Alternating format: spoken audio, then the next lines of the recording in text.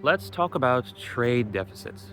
But first, let's go sightseeing. You can see here, like for example with this fine lady back here, she's wearing some fine drapes. When Pliny the Elder wrote his natural history, he said that India, China, and Arabia are sucking up all the gold of Rome, and Indian muslin cloth that the women of Rome used to wear was part of this. Now, the Western trade deficit with the East is not a new thing.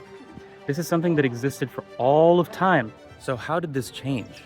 Because even once colonialism began in the New World in the 1500s, gold from the New World was going to Europe, but Europe's relationship with Asia was still one of gold flowing from Europe to the economically dominant powers in Asia. But as Western naval technology in particular got better, they saw an opportunity to turn the East into captive markets. This is when military pressure is used to stop a people from selling their manufactured goods to the world, and they become a raw materials supplier, and they can only buy value-added manufactured goods from the outside world, usually the colonizing power. In the short term, this might not do much, but if you apply this over centuries, you get trillions of dollars worth of wealth moved from one society to the other.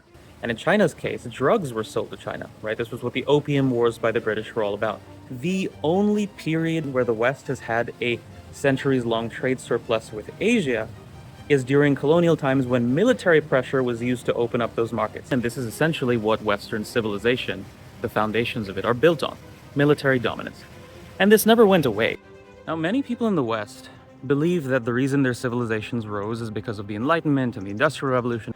Now, it is some of the reason, but I think it misses at least a very large share of the story of the West's rise, which was one of slavery, military dominance, and getting lucky with the natives of the Americas having perished from disease. Now, I don't think they should teach the correct version for my sake, or for India's sake, or for anyone else's sake, but for their own sake. It's coming as a surprise to them, like it's coming as a surprise to Trump, that the economic center of gravity of the world is moving back to Asia, because they drank their own Kool-Aid and thought that the trade surplus that the West had with the East was actually because of free market competition.